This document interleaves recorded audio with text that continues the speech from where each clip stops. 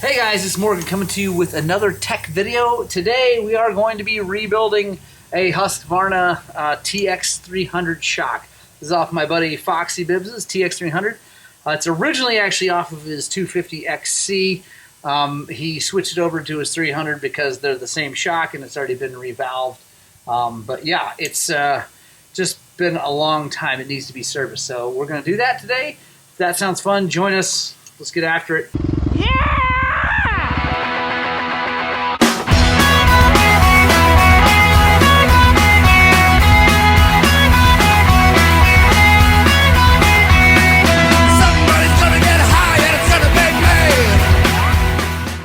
I already took the spring off. Obviously, I figure if you're here to learn how to rebuild a shock, surely you can figure out how to take the spring off, so I'm not going to go into that. Right now, we're going to check clickers. Always want to check the clickers, see where they are.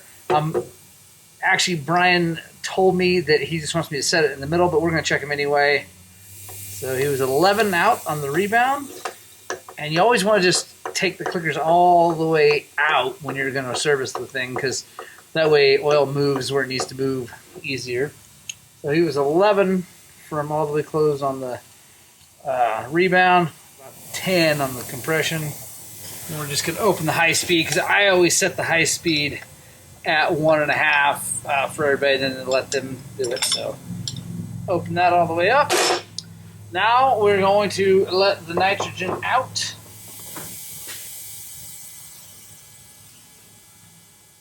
It's a nitrogen style. So we're putting our needle in here, and then we're gonna, it's got a Schrader valve in here. And we'll let it out. That'll be good. We'll get the rest of it out when we open everything up. I like those nitrogen, this setup with the needle. It's really nice because it's easy to fill.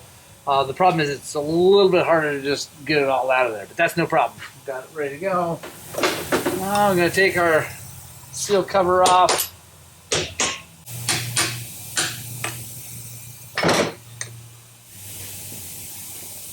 $18mm, I call it seal, I don't even know, thing, whatever.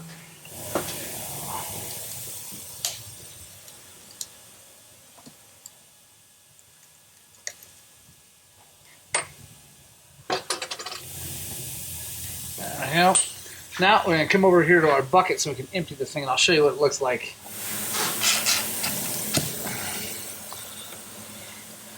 See that foam, guys? I just want everybody to see that, because the person who built this shock, I won't go into it, has taken all kinds of videos of all kinds of people's shocks, and said, you know, he's shown all this foamy oil, like, oh, see, that's why you got to do it. Anyway, he yells at other companies all the time about foamy shocks. So the reality is, guys, if you beat on a shock long enough, they're going to foam up. So I just wanted to show you that, because just because you see something on the internet doesn't mean it's true. This guy is, well, whatever. He is what he is. And I just think it's funny that his shock was all foamy. It picks me up a little bit. Oh yeah, starting the beef. All right, guys, got this apart. Gonna go over and get it really, really cleaned up in the parts washer. Get everything cleaned up and ready to go, and then we'll start putting it. Well, then I'll show you how we replace the seal and all that.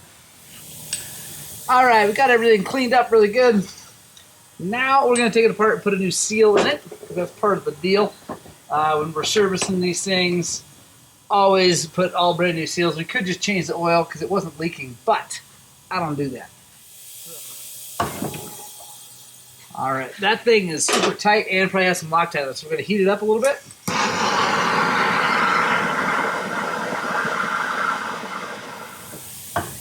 There we go.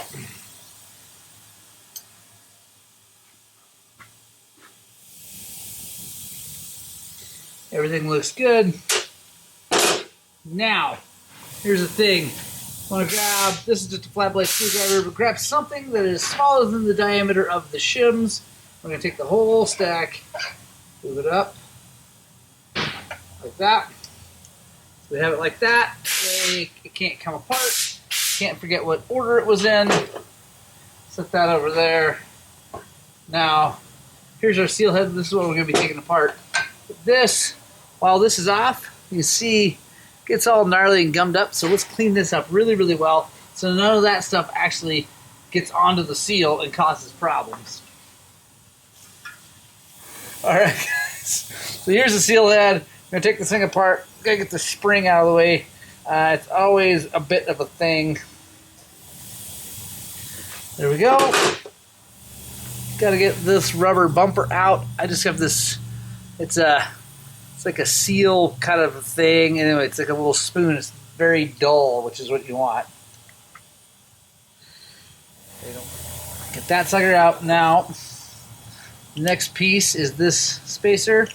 Comes out. Now we have the seal, and this is the thing you need to change. And this is just an OEM one. It's got this like little metal thing. Anyway, they're fine, but I actually like the suspension direct ones quite a bit better.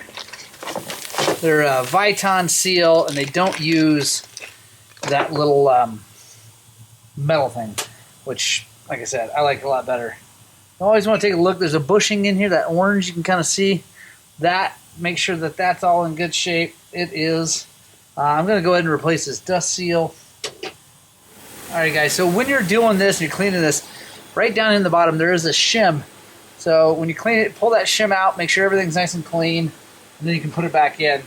Alright, now we're going to take our new oil seal.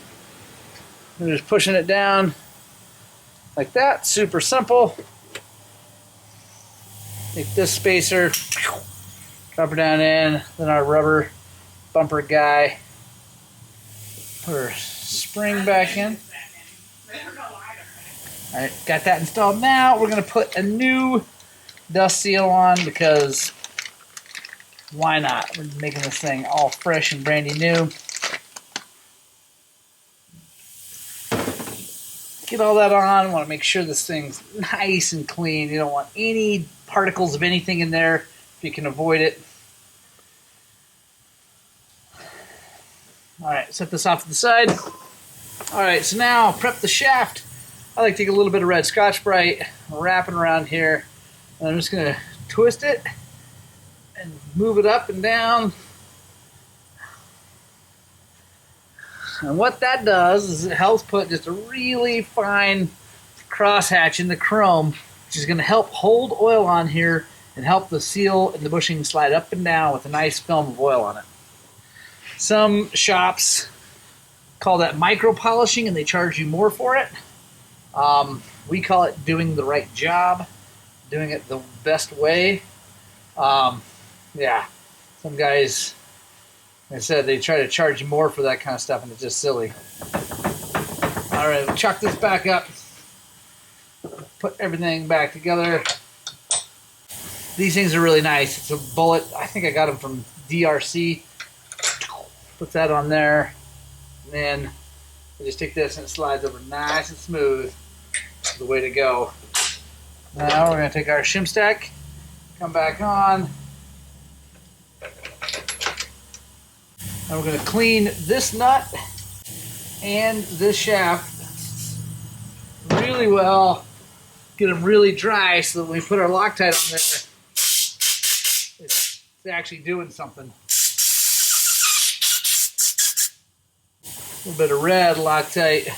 You don't need to use much, and you want to be careful not to use too much, because if you do, it can squirt out and end up getting in between the shims, causing this thing to not work right, and the shims not to flex and move like they're supposed to. Also, by using red Loctite, you don't have to go crazy tight on that nut. Wipe it all down. Now we're going to start building this all back up. Now I don't put oil in it first. Just put it all back together, and then I'll show you how we bleed it. Got our bladder kit back in there. Yeah, like I said, or I didn't mention before, but this is a bladder kit. not the piston style. I don't know who built this bladder kit. Probably MX Tech, I think, makes these ones, but lots of companies make them. We use the TBT ones. I like them a lot, but this one seems to be fine too. So there we go. Now we're going to assemble this all dry. When you're doing this, guys, I want to take a really good look down in that shock body. A lot of these things, guys will over tighten this clamp, and it'll cause the shock body to wear, but this one looks perfect. Put a cover back on.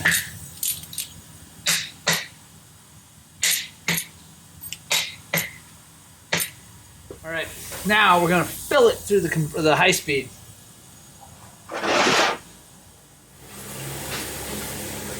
So we're just going to pour it down in there. I've got the piston all the way down right now. We're just going to pour it in there, and then we'll start to bleed it once we get it all filled up. So now we got it full to the top, but it's far from got the air out. So what we're going to do is take our hand, we're going to put it over here, hold on tight. We're going to push the shaft up. I'm going to pull it down. There's going to be a ton of air in this thing right now.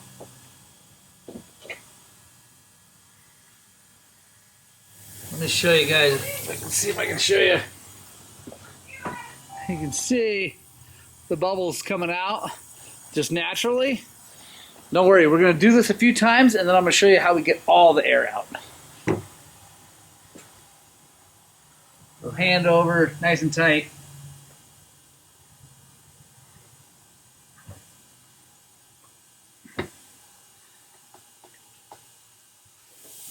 It doesn't hurt.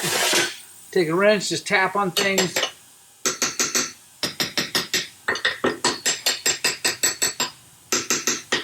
Help squeeze some of that up. And the more bubbles you get out now, guys, the less you'll have to deal with later in the bleed process. Now, obviously, you can have a vacuum pump, just set this thing up and let it go. But those are very expensive and, in my opinion, unnecessary. They're nice and they work. They definitely save some time. Someday maybe we'll have one, but this works, and it works really well.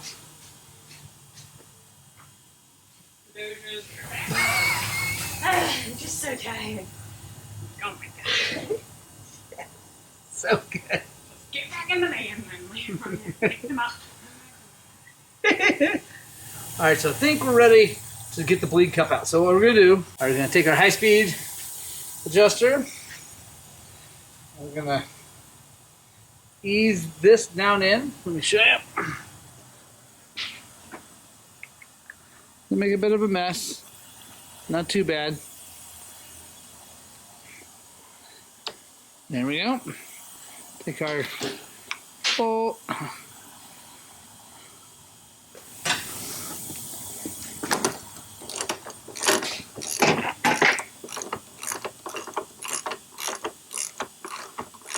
Let's wipe this off a little bit.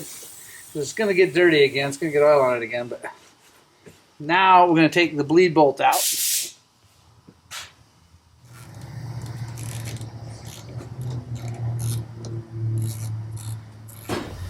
Oil's going to come out of there. Don't worry about it. We take our DRC bleed kip.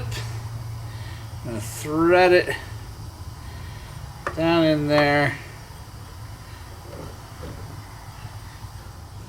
Then we're going to fill the cup up a little bit.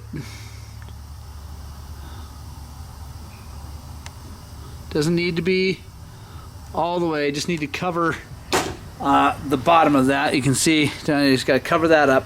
And then we're going to pump this thing up and down. And bubbles are going to come out of there. I'm going to see if I can show you. It's kind of hard, but...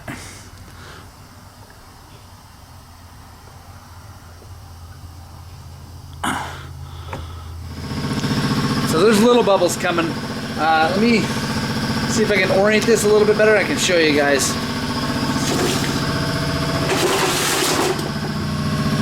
Oh, there we go. Let's see if I can show you guys.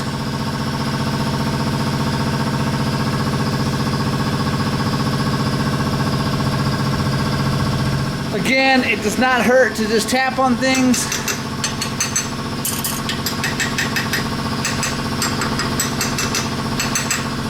Try to get bubbles to find their way out. There's some little ones. This is the patience part. You just want to keep going in and out until 0 bubbles come out. And like I said, I get it. Shock pumps are nice. You just run them back and forth. You don't have to deal with it. It goes faster, less attention paying. But honestly, there's something about doing it like this that I feel a little more connected to the whole situation, and I like, because I can feel it, I can tell what's going on, and yeah, I like it. Nothing wrong, nothing against guys with shock pumps, but I'm a big fan of doing it this way. Alright guys, so just about done here. One thing I want to mention is that when you're doing this, you want to have this thing chalked up super tight so that you can pull really hard and push really hard, because what you're trying to do is, like, the big bubbles from all the they're all out, right? The stuff hiding in little cavities around the thing, they're all out by now. What you're really trying to get is any air that's between the shims. They get stuck between the shims. Little tiny bubbles of air get stuck between the shims. So to get those out, you got to really flex the shim. So on rebound, you're pulling, and as that piston's coming down, you're trying to get those shims to flex up and squeeze those bubbles out. And as you push it up, same thing with the compression stack. Flex those things and squeeze those bubbles out. So I think we're pretty good.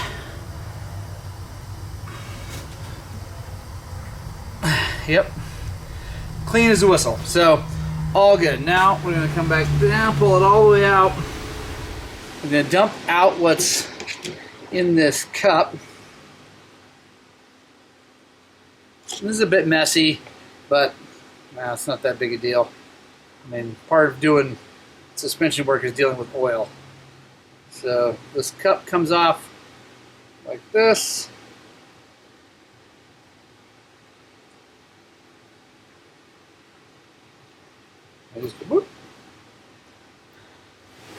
And we take our stem off.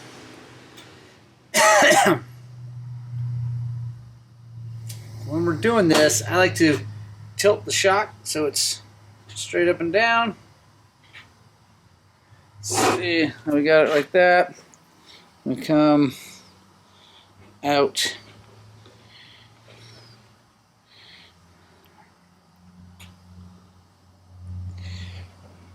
Alright, and we're going to top this off just a little bit. We take our bolt, reinstall.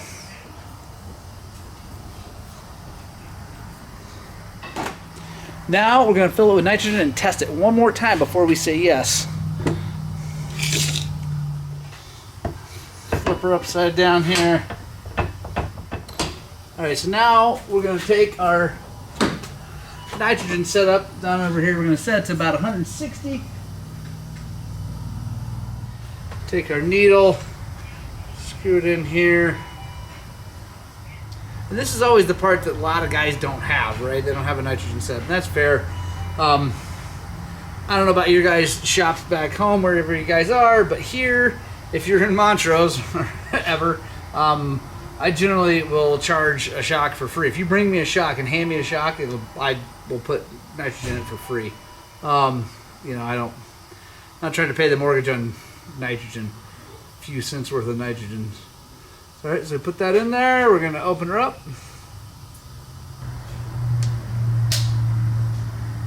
I'll let everything find its home. This, I don't know if you guys heard that click, but that was this thing coming up against its circlip. Then the shaft raised up just a tiny bit. It's against that topping out spring. So there we go, 160. Turn our nitrogen off. And we're going to come out. And that is from the thing, not from here. Turn the bottle off and then release what's in there. I like to do that and not have pressure on the regulators or anything like that. Put our needle away. Now we test. So what we're going to do is we're going to push down on this thing, flip it upside down, and what we're feeling for, or what what we're doing is we're trying to feel for any bubbles, right? It takes a feel, but you can feel it go. It's almost like a clicking, like a tick, tick, tick, tick, if there's any air in it. So what we're gonna do, push down. This is hard, like up here. Feeling for any clicks? Nothing. Let me flip it up. Feel for any clicks that way. Nothing. So we're gonna do it again.